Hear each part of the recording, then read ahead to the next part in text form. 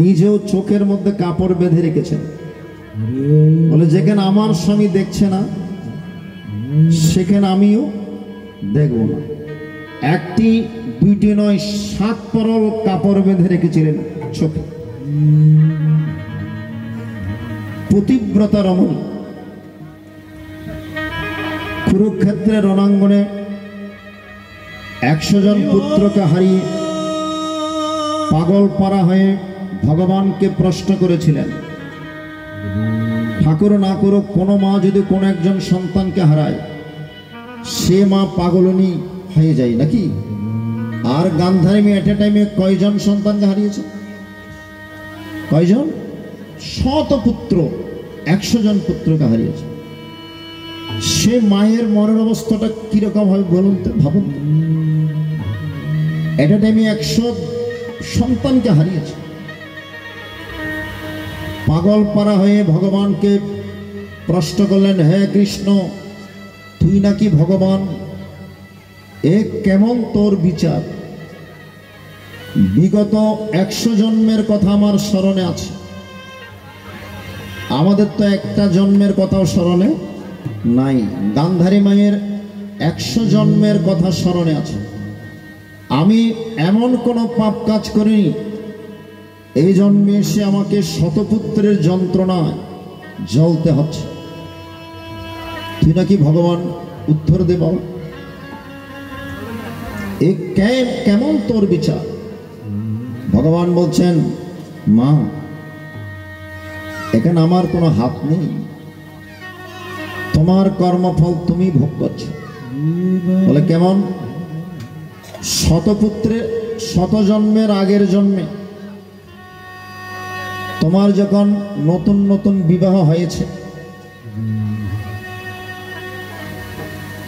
স্বামীকে বলেছিলে একটা মাকড়সা যখন বুকের মধ্যে ডিম্বক নিয়ে বাচ্চাদেরকে নিয়ে, এখনো বাচ্চা হয়নি, ডিম্ব হেঁটে চলে যাচ্ছে, স্বামীকে বলেছে, এই স্বামী, এটা কি এই শুভ্র পটলা এই যে মাকড়সার বুকে আছে, এটা একটু আমাকে এনে দাও তো।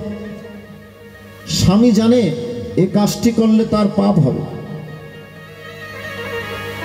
তবু নতুন বধূর মন রক্ষা করার জন্য মাকড়সাকে খপ করে ধরে,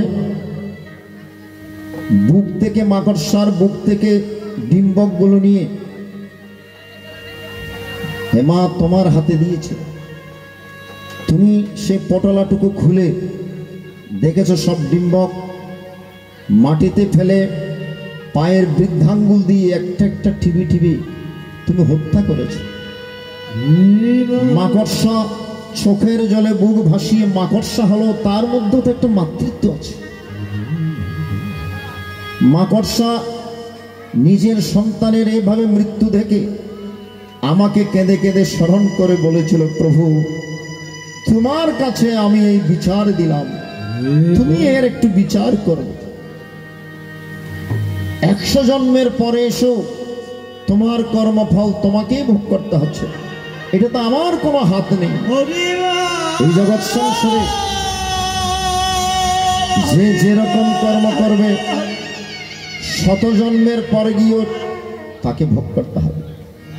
কর্মের ফল থেকে কেউ এই সংসারে রেহাই পেতে পারে না। হরিবল হরিবল। এই জন্য অর্জুন, ইয়াত করসি, তুমি প্রতিনিয়ত যা কর্ম করছো আমার নিমিত্তার্থে কর্ম করো। ইয়স্নাসি, যাহা ভজন করো আমাকে নিবেদন করো। ইয়জ্জহসি, যাহা অনুষ্ঠান করো তাহাও আমার নিমিত্তার্থে করো। দদাসিয়া, যাহা দান করো তাতেও আমার চরণ অর্পণ করে করো। ইয়ৎ তপস্যাসি, যাহা তপস্যা করো, সাধন ভজন করো, আমাকে ডাকো, সেখানেও যদি অহমিকা থাকে, সেখানেও অধপতনের ভয় আছে। তাহলে তৎকুরুসমত অর্পণম, তুমি যাহা কিছু করো না কেন সমস্ত কিছু আমার চরণ অর্পণ করে করি। শিশা হরিবল হরিবল হরিবল। আমরা ভগবানের সে ভজনা জানি না। ভগবানকে কিভাবে ভজনা করলে ভগবান খুশি হবেন সেটা আমরা কেউ জানি না। ভাষা ভাষা ভক্তি দিয়ে ভগবানকে পাওয়া যায় না। ভগবানকে ভজনা করতে গেলে তার চরণে সমস্ত কিছু অর্পণ করে রাগানুগ ভক্তির মাধ্যমে তার ভজনা করতে হয়। এই জন্য রাধা বল্লভ যে একটি গান করেছে, একটু না করলে না। জানো না রে ও ভ্রান্ত মন, কি শ্রী কৃষ্ণ ভজন হবে। জানো না রে ও ভ্রান্ত মন, কি শ্রী কৃষ্ণ ভজন হবে। যার সাথে নাই প্রেম প্রীতি, যার সনে নয় প্রেম প্রীতি, তার পূজায় কি মন বসিবে। জানো না রে অভ্রান্ত মন, কি শ্রী কৃষ্ণ ভজন হবে। ভগবান নবম অধ্যায়ে একটি কথা বলেছেন, আমাকে ভজনা করার জন্য হামরি কিছুই প্রয়োজন হয় না। পত্রং পুষ্পং ফলং তোয়ং ইয়ো মে ভক্ত প্রয়চ্ছতি তৎ অহং ভক্ত পুরুতমস্মি প্রয়তদমনঃ। অর্জুন, পত্র পুষ্প ফল জল যা দাও না কেন, ওইদিকে আমার লক্ষ্য নেই। আমার লক্ষ্য হচ্ছে তোমার দিকে। আমরা তো ভগবানের জিনিস ভগবানকে দিচ্ছি। তুলসী ফুল আপেল কমলা যা দিচ্ছেন ভগবানের জিনিস ভগবানকে দিচ্ছেন। তো আপনি কি দিচ্ছেন? আপনি ভগবানকে কি দিচ্ছেন? ভগবান আপনার কাছ থেকে কি চেয়েছেন? ভগবান আপনার কাছ থেকে সে ভক্তিটুকু চেয়েছেন। বলে তুমি আমাকে যা দাও না কেন, পত্র পুষ্প জলে ফল, কিন্তু আমি তোমার কাছ থেকে একটা জিনিস উপহার চাই। গিফট উপরে তোমার স্নাম উপহার। আপনারা যেমন মায়েরা আপনজনের কাছ থেকে গিফট চান বিভিন্ন সময়, ভগবানও ভক্তের কাছ থেকে গিফট কামনা করেন, উপহার কামনা করেন। না স্বর্ণলঙ্কার নয়, অন্য কোনো জিনিস না। আপনার ভক্তিটুকু, আপনার নিষ্ঠাটুকু, আপনার চোখের জলটুকু ভগবান আশা করেন। কারণ ভগবান দুইটা জিনিস সহ্য করতে পারেন না। ভালো করে লক্ষ্য করবেন, ভগবান দুইটা জিনিস সহ্য করতে পারেন না। একটা হচ্ছে আপনার ভেতরে লুকিয়ে থাকা অহংকার, আরেকটা হচ্ছে ভক্তের চোখের জল। এই দুইটা জিনিস ভগবান সহ্য করতে পারেন না। হরিবল হরিবল। এজন্য কিসে কৃষ্ণ সাধনা হবে, কি করলে ভগবান খুশি হবে সেটা আমরা জানি না। না জেনে যদি আমরা ভগবানের ভজনা করি, সে ভগবানের প্রতি যদি আমাদের নিষ্ঠা ভক্তি না থাকে, সেই ভজনায় কোনো কাজ হবে না, সেই পূজায় কোনো কাজ হবে না।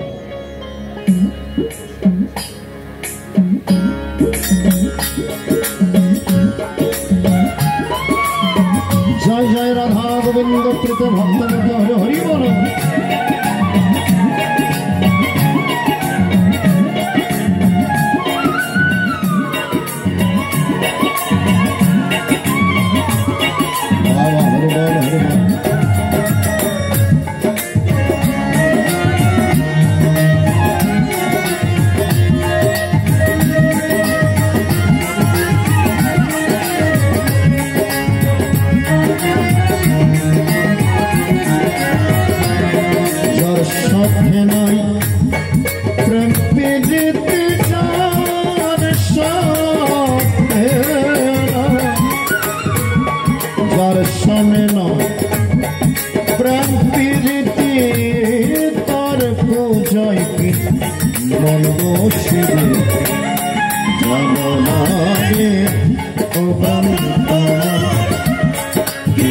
কৃষ্ণ ভজন হবে।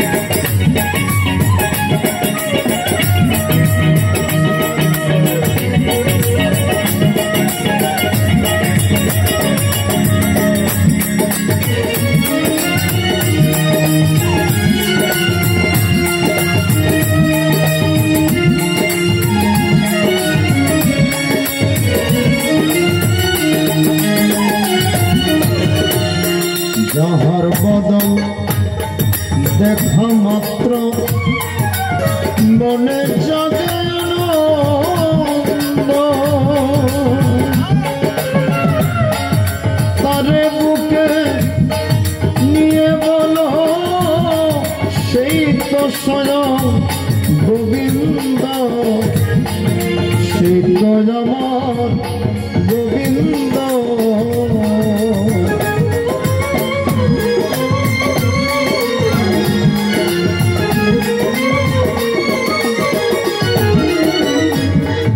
যাহার বদন দেখা মাত্র মনে জাগে আনন্দ তার বুকে নিয়ে বলো সেই তো স্বয়ং গোবিন্দ রে সেই তো প্রাণের গোবিন্দ প্রতি অঙ্গে প্রতি অঙ্গ করিও গোবিন্দের সঙ্গ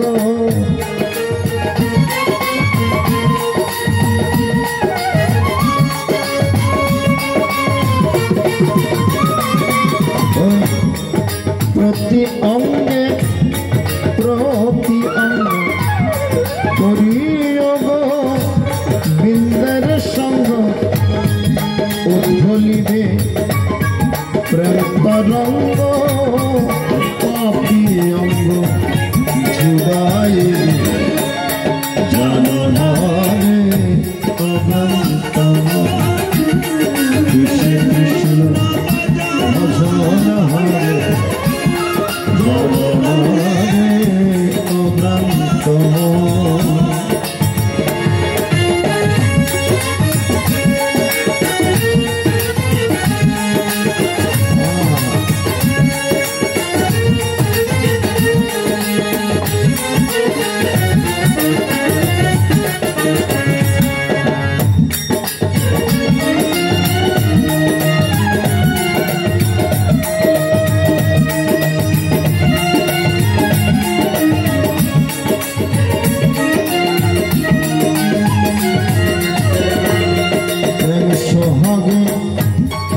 কাছে নিও তোমার প্রিয় কিন্তু প্রিয়জন প্রাণ বল্লভ গোবিন্দ বলে দিও তারে আলিঙ্গনে রে দিও তারে আলিঙ্গন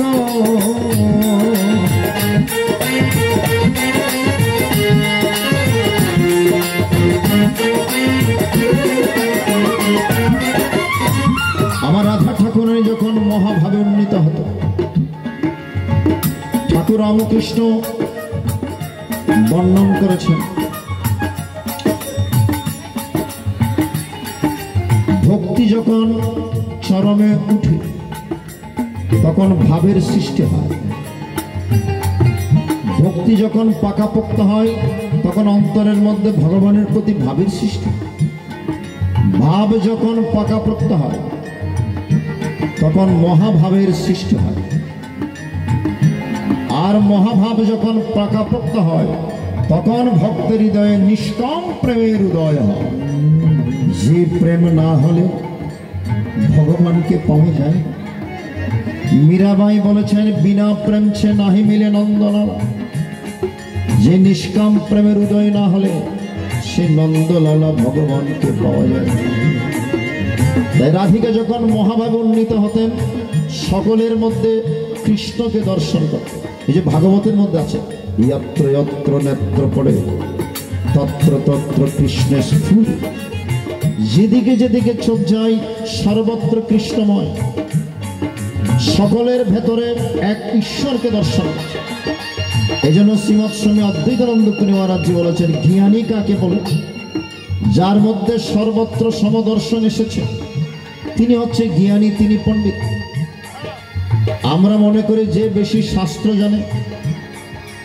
তিনি পণ্ডিত তিনি জ্ঞানী কিন্তু গীতায় বলছেন না এই জগৎ সংসারে পণ্ডিত কারা विद्या विनय सम्पन्ने ब्राह्मणे गवे हस्तिने शुने चैव स्वपके च पंडिताः समदर्शिनी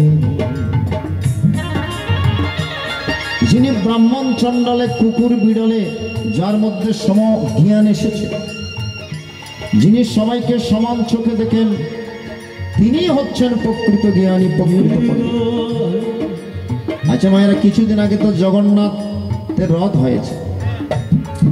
জগন্নাথের চোখ দেখেছেন তো? চোখ, জগন্নাথের চোখ লম্বাটে নাকি গোলাকার? জগন্নাথের চোখ গোলাকার। আমাদের চোখ একটু পটল ছেঁড়া, আমরা কাউকে বড় দেখি, কাউকে ছোট দেখি।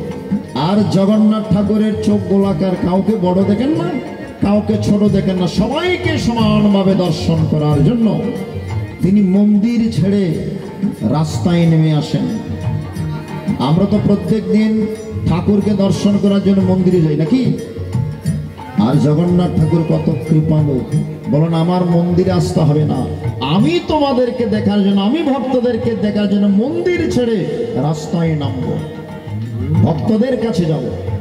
কত দয়ালু, সবাইকে সমান চোখে দেখেন জগন্নাথ। এই জন্য আমাদের দরকার মহাভাব, প্রেম সোহাগে কাছে নিও তোমার প্রিয় কিংবা প্রিয়জন, প্রাণ বল্লভ গোবিন্দ বলে দিও তারে আলিঙ্গন, দিও তারে আলিঙ্গন। সবচাইতে যা মিঠা লাগে সপে দাও গোবিন্দের ভোগে।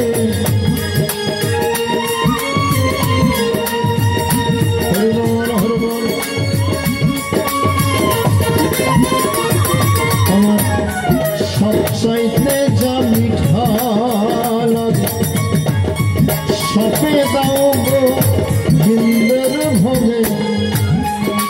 বসে থাকো অনুরাগে নিশ্চয় একদিন বর্ষণে হবে।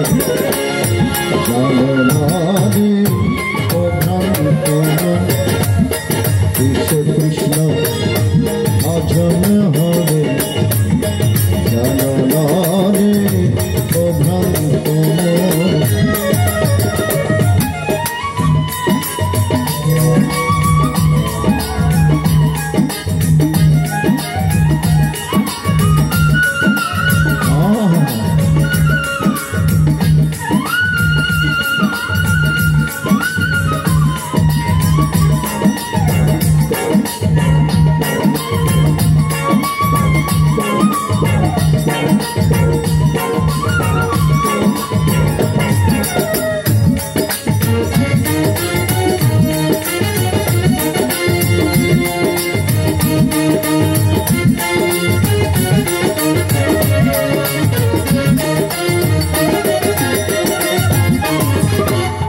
সবার চাই গোপন তত্ত্ব হয় যার সাথে আদান প্রদান।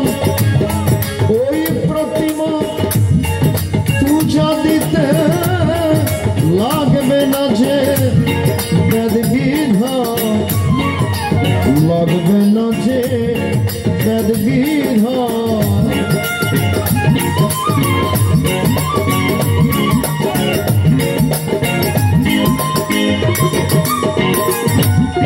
যার মধ্যে ভক্তি আছে, নিষ্ঠা আছে, ভগবানের পূজা দেওয়ার জন্য তার আর মন্ত্রের দরকার পড়ে। ঠাকুর রামকৃষ্ণ দক্ষিণেশ্বরে মায়ের পূজা দিতেন কোনো মন্ত্রতন্ত্র দিয়ে, ধর মা, খা মা, নে মা, এইভাবে। এবং সেই পাথরের মূর্তিকে প্রসাদ খাওয়াইয়েছিল। স্বামী বিবেকানন্দ বলেছিলেন, পুতুল পূজা করে না হিন্দু, কাঠমাটি দিয়ে গোড়া, মৃন্ময় মাঝে চিন্ময় হেরে হয়ে যায় আত্মহারা। অনেকে আমাদেরকে কটাক্ষ করে বলেন, এই যে মাটি দিয়ে প্রতিমা তৈরি করে তোমরা পূজা করো, ওই মাটির মধ্যে কোনো প্রাণ আছে নাকি? স্বামী বিবেকানন্দ দাঁত ভাঙা জবাব দিয়েছেন, পুতুল পূজা করে না হিন্দু, কাঠ মাটি দিয়ে গড়া, মৃন্ময় মাঝে চিন্ময় হেরে হয়ে যায় আত্মহারা। এই প্রতিমা পূজা এগুলো ঋষি শিল্প। স্বামীজি লিখেছেন, পড়ে দেখবেন। শ্রীমৎ স্বামী অদ্বৈতানন্দ পুরী মহারাজ দিয়ে গেছে, এই যে প্রতিমা পূজা এগুলো ঋষি শিল্প।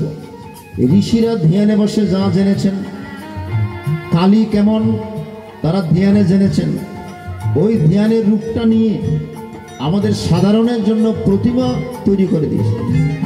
দুর্গা কেমন ধ্যানে বসে জেনে তারপর আমাদের জন্য প্রতিমা তৈরি। এগুলো হচ্ছে ঋষি শিল্প।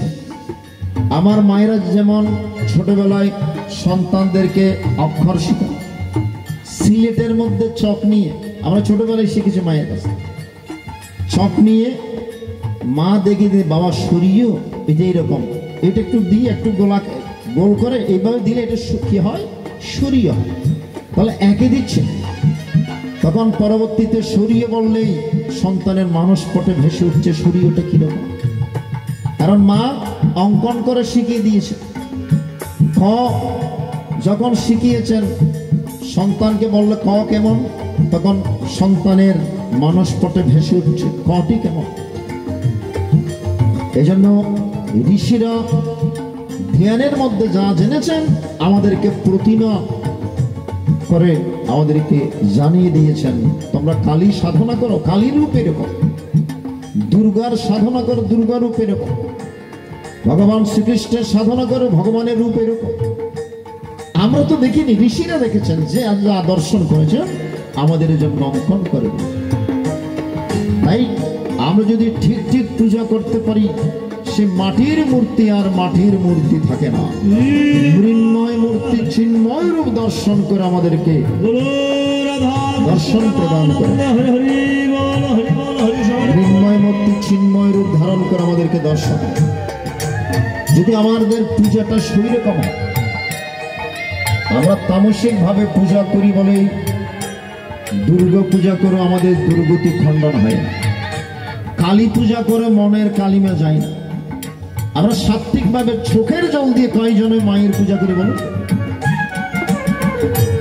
আমরা তামসিক পূজা করে বলি, সেই পূজা করেও আমাদের কোনো লাভ হয় না। এই জন্য যারা প্রকৃত পূজা করে তাদের বেদ বিধানের দরকার পড়ে না। সবার চাই গোপন তত্ত্ব হয় যার সাথে প্রদান, ওই প্রতিমা পূজা দিতে লাগবে না যে বেদ বিধান, লাগবে না যে বেদ বিধান। প্রেম রসের হাড়িতে ভরা অনন্ত রস একাত্ম করা,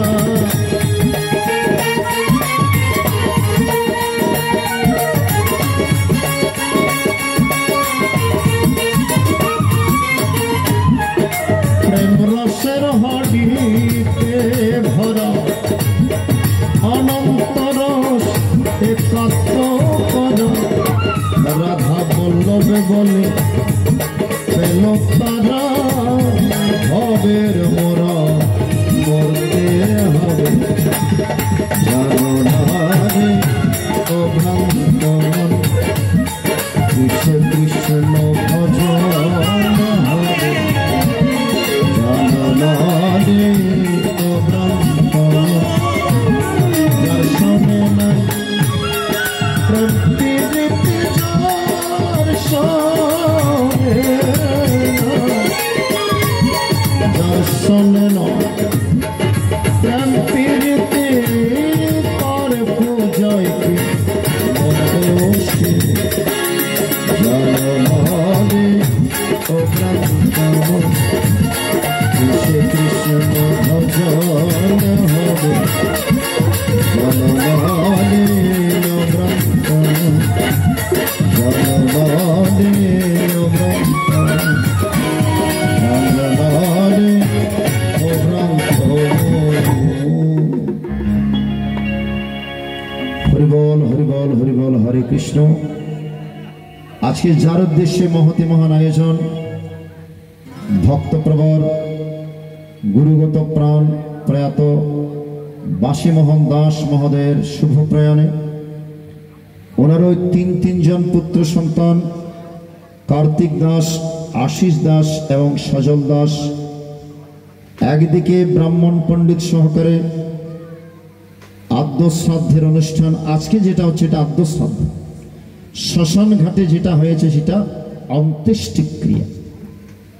অন্তে মানে শেষ, ইষ্টি মানে যজ্ঞ। শ্মশান ঘাটে বসে সন্তানগণ শেষ যজ্ঞ করেছেন, মুখাগ্নি করেছেন আর ব্রহ্মাগ্নির মধ্যে তুলে দিয়েছেন। কয়েক ঘন্টার মধ্যে এক মুঠো ছাইয়ে রূপান্তরিত হতে হয় নাকি? আমরা অবশেষে হব পোড়া ছাই। এই জগৎ সংসারে গৌরব করার কিছু নাই, সকলের পরিণতি এক মুঠো ছাই।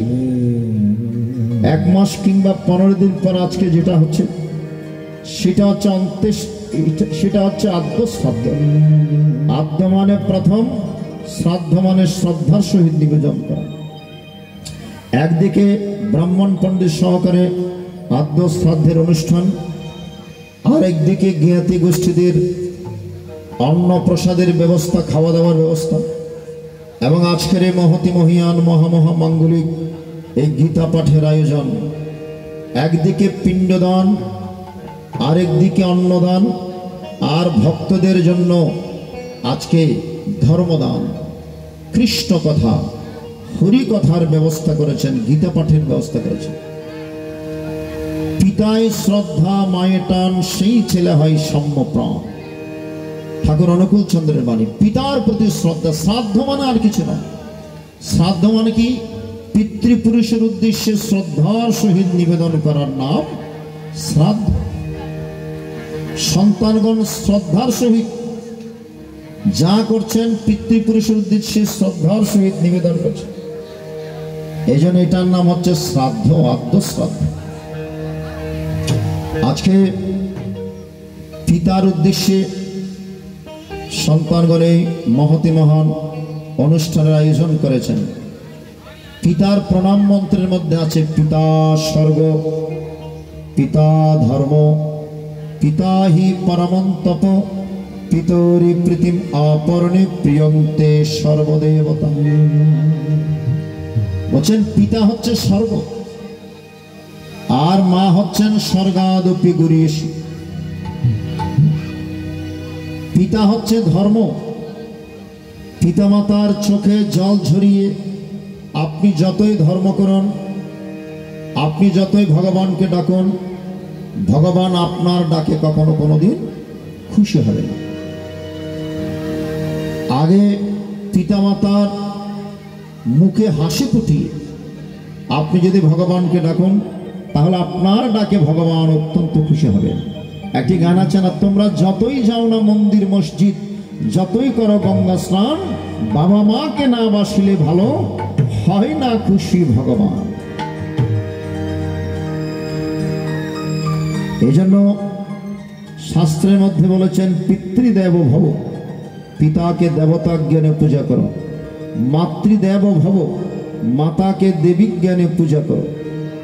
আজকে সন্তানগণ বাবাকে হারিয়েছেন। একটা বাবার গান করেই আমরা পুনরায় শ্রীমদ্ ভগবদ গীতার মনোনিবেশ করব। হরিবল। আপনার একাগ্র চিত্তে শ্রবণ মনন এবং নিদিধ্যাসন করবেন। ভালোবেসে সবার মাঝে দিলে কত মায়া,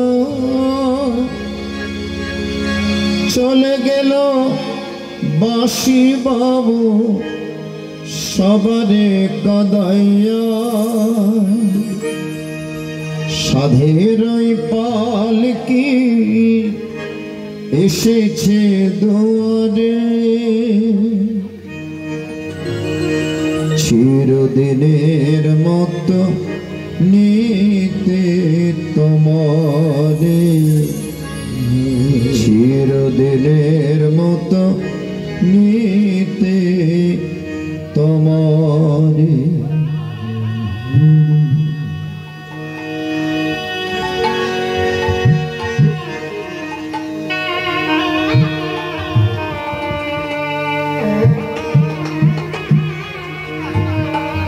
হরি বল হরি বল হরি বল। সাধের ওই পালকি এসেছে দুয়ারে,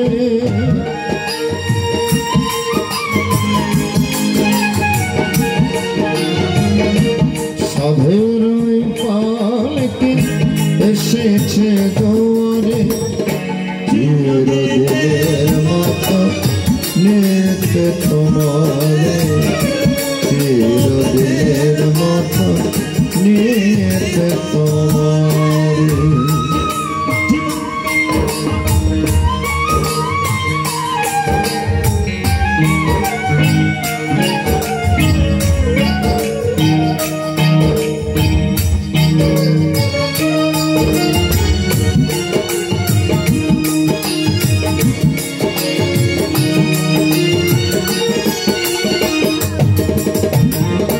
ভালোবেসে সবার মাঝে দিলে কত মায়া, চলে গেল বসে মোহন সবারে কাঁদাইয়া।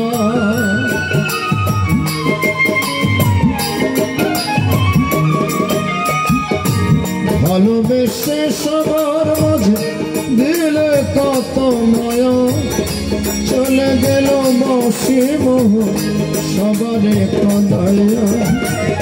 রইল পড়ে সব কিছু, রইল পড়ে সব কিছু তো ভেবে যদি আরে, চিরদিনের মতো নিতে তোমারে, চিরদিনের মতো নিতে তোমারে।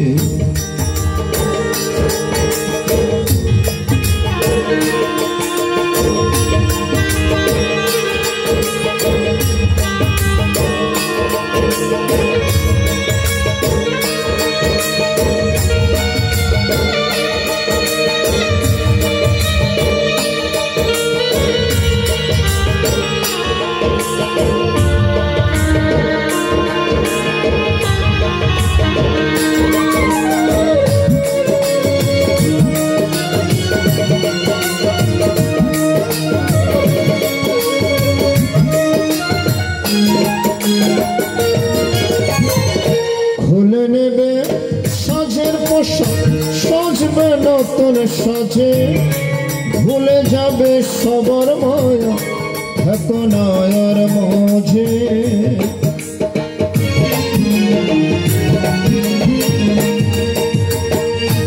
খুলে নেবে সাজের পোশাক, সাজবে নতুন সাজে, ভুলে যাবে সবার মায়া এত নয়ার মাঝে। শেষ বিদায় বলবে সবার, শেষ বিদায় বলবে সবাই, বলবে হরি হরি রে, চিরদিনের মতো নিতে তোমারে, চিরদিনের মতো নিতে তোমারে।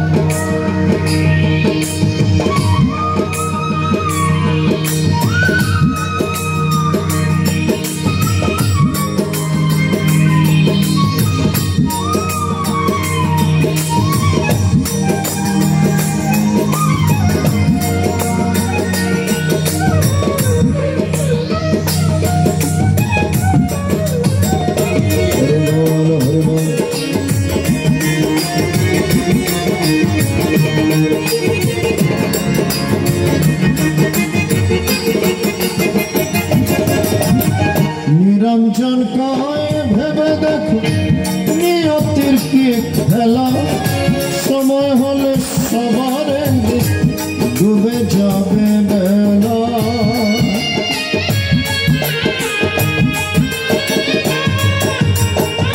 নিরঞ্জন কয় ভেবে দেখো নিয়তির কি খেলা, সময় হলে সবার ডুবে যাবে বেলা। সঙ্গে তো ভাই কেউ যাবে না,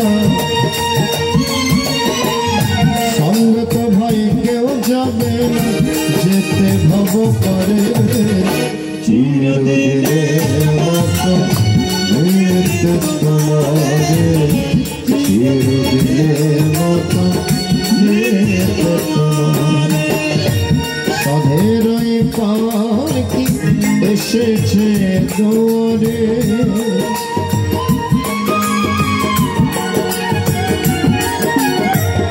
সাধের পালকি এসেছে দৌড়ে